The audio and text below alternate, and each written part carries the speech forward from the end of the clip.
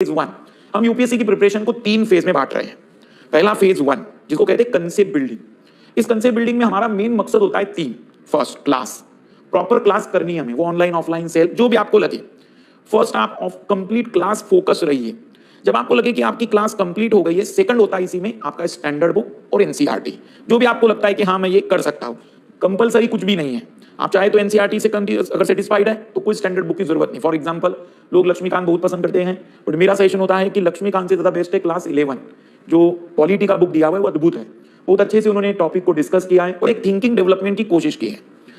तो for example हमने कोई बुक ले ली है, जो भी नोट्स आपके पास है, मान लीजिए अकेडमी के नोट्स है, तो सेकंड स्टेप में अब आप नोट्स पढ़िए। अब मैं नोट्स क्यों कह रहा हूं कि क्लास के बाद पढ़िए? एक्चुअली जब कोई टीचर आपको कोई सब्जेक्ट पढ़ाता है तो रियल में सब्जेक्ट नहीं पढ़ाता है, उस सब्जेक्ट की टर्मिनोलॉजी आपको पढ़ाता है। जब आप फर्स्ट टाइम सोचिए कि फर्स्ट टाइम परसेंटेज नाम का टॉपिक पढ़ रहे हैं, तो आपको नहीं पता कि इस परसेंटेज में और भी कौन कौन से टर्म है, कौन से कंसेप्ट है, कितने टाइप के क्वेश्चन है। या फिर आप मान के चलिए कि आप साइक्लोन पढ़ना शुरू कर रहे हैं, तो जब आप साइक्लोन पढ़ते हैं तो रियलिटी में आप बुक के अकॉर्डिंग पढ़ते हैं। बुक और टीचर का एक बड़ा डिफरेंस बता देता हूं। जब मैं पढ़ाता हूं या कोई भी टीचर पढ़ाता है तो वो माइंडसेट में रखता है कि मैं किस एग्जाम के लिए पढ़ा रहा हूं। लेकिन जब कोई ऑथर किताब लिखता है तो वो एग्जाम को माइंड में नहीं रखता है, वो सब्जेक्ट को माइंड में रखता है। तो जब आप बुक पढ़ेंगे तो आप सब्जेक्ट पढ़ रहे हैं, जब आप टीचर को पढ़ रहे हैं तब आप रियल में एग्जाम को पढ़ रहे हैं। सो मैं इसलिए आपसे कहता हूं कि पहले आप टीचर को इसलिए देखिए क्योंकि आपको एक डायमेंशन देंगे कि देखो ये आपकी बाउंड्री है, इतना आपको कवर करना है। फिर जब आप उस बुक को पढ़ेंगे तो अब आपका माइंडसेट सब्जेक्ट वाला नहीं है, ऑलरेडी आपका माइंडसेट एग्जाम वाला हो चुका है। तो अब आप जब उस बुक को रीड करेंगे तो अब आप उस बुक के वो पॉइंट हाईलाइट करेंगे जो आपके एग्जाम के काम के हैं। और तीसरी स्टेप मिस मत करिएगा, जो है प्रीवियस ईयर क्वेश्चन। कई बार स्टूडेंट पूछते हैं कि कोई सब्जेक्ट कंप्लीट हुआ ये कैसे पता करें। फॉर एग्जांपल, हमने इंडियन ज्योग्राफी पढ़ा, इंडियन ज्योग्राफी में आपने मान लेते मेरी क्लास ली, और फिर इंडियन ज्योग्राफी के बाद आपने किताब पढ़ ली क्लास 11, जो इंडियन ज्योग्राफी के लिए बढ़िया बुक है। या फिर मान लेते कि आपने कोई भी माजिद हुसैन से लेकर कोई भी राइटर की बुक पढ़ी हो, बर्नवाल, कोई भी। अब आप क्या करिए, प्रीवियस ईयर क्वेश्चन उठाइए। अगर आपको लगता है कि आपने 75% क्रॉस कर लिया, दैट मीन्स आपका सब्जेक्ट रेडी है। अब आपको केवल उस सब्जेक्ट पर लिख देना है कि ready and only required revision. That means कि अब आपको केवल उस सब्जेक्ट का रिवीजन, इसको कहते हैं सब्जेक्ट आपका रेडी हो गया। सो फर्स्ट फेज जिसे हम कहेंगे कंसेप्ट बिल्डिंग, इस कंसेप्ट बिल्डिंग में हमारा पहला मोटिव रहेगा क्लास, सेकंड रहेगा स्टैंडर्ड बुक एनसीईआरटी, थर्ड रहेगा प्रीवियस ईयर क्वेश्चन, एंड जैसे ही 75% क्रॉस हो जाए हम उसको क्लोज करेंगे। दैट मीन्स अब वो फरवरी में हम यूज करेंगे रिवीजन में। मान लीजिए कि आपका 75% नहीं आया, तो पहले आइडेंटिफाई करिए कहां वीकनेस है। 3 तरीके की वीकनेस होती है। फर्स्ट, कंसेप्चुअल, कि आपको क्वेश्चन समझ में नहीं आ रहा। जैसे मुझे कई बार स्टूडेंट कहते हैं कि मैं क्वेश्चन अटेंड करता हूं, मुझसे क्वेश्चन गलत हो जाते हैं। तो मेरा सवाल होता है कि क्वेश्चन गलत हो रहे हैं तो कैसे? आप क्वेश्चन नहीं समझ पा रहे हैं, आपके ऑप्शन 2 निकाल देते हैं, लेकिन आपको लगता है कि 2 में से 1 नहीं हो रहा है मेरे से। मैं 2 तो निकाल देता हूं कि बी और डी है सर, लेकिन मेरे को एग्जैक्ट नहीं समझ में आ रहा है कि बी होगा कि डी। और तीसरी गलती होती है कि हमें उत्तर भी पता है, जब मैंने आंसर देखा तो मुझे पता था कि हाँ यही उत्तर था, लेकिन मैंने गलती से कुछ और लगा दिया।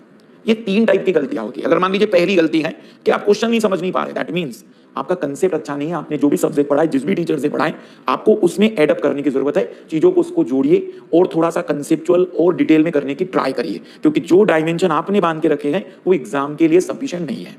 पर मान लीजिए आपकी दूसरी मिस्टेक है कि सर मैं 2 ऑप्शन तो निकाल देता हूं, श्योर है मुझे पता है कि बी और सी होगा, बट मैं एग्जैक्ट नहीं बता पाता हूं कि बी है या सी है। दैट मीन्स आपका कंसेप्ट अच्छा है, आपको चीजें आती हैं, आपने बढ़िया पढ़ा है, बट आपके मेमोरी में ज्यादा चीजें नहीं है। इसका मतलब रिवीजन नहीं है आपका। Revision at least 3 to 4 times. Actual में लोग कहते हैं कि यूपीएससी की तैयारी में बहुत हार्डवर्क लगता है, वो सब अपनी जगह पर है, बट मेरे हिसाब से यूपीएससी की तैयारी 2 आवर्स की प्रिपरेशन है। अब आप कहेंगे 2 आवर्स प्रिपरेशन, देखो आपने कितने आवर्स पढ़ा है इससे कोई लेना देना नहीं यूपीएससी को। वो आपकी 2 घंटे एग्जाम लेने वाली है, 100 क्वेश्चन देने वाली है। अगर आप आंसर निकाल पाए तो उसकी नजर में आप पढ़े लिखे हैं, अगर आप आंसर नहीं निकाल पाए तो उसकी नजर में आपने कुछ नहीं किया है। इसका मतलब क्या हुआ?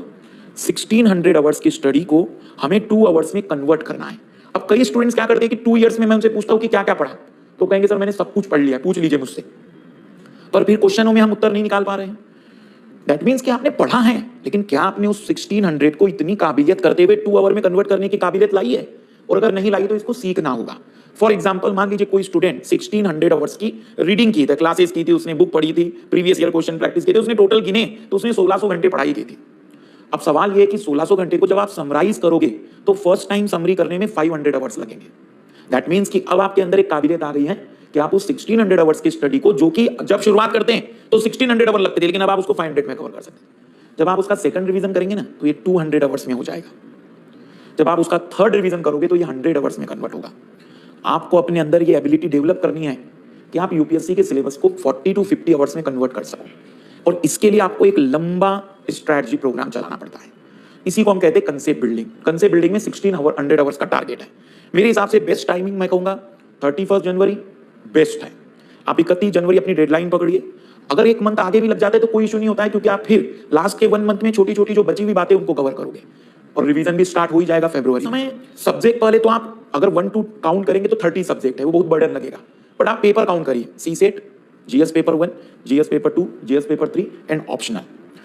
ऑप्शनल यदि आपका ऐसा है, ज्योग्राफी, हिस्ट्री, मान लेते हैं कि कोई भी पब्लिक एडमिनिस्ट्रेशन, पीएसआईआर, ऐसा ऑप्शनल है जो आपकी जीएस का है, तो मैं कहूंगा दोनों पेपर करिए उसके, क्योंकि वो दोनों जरूरी है। और आपका ऑप्शनल मान लेते हैं फिलोसॉफी है, हिंदी लिटरेचर है, इंग्लिश लिटरेचर है, या फिर और भी कोई सब्जेक्ट है जिसका जीएस में नहीं रिलेशन, फॉर एग्जांपल फिजिक्स है, केमिस्ट्री है, मैथ्स है, तो इनका कोई जीएस में उतना इंपॉर्टेंस नहीं है।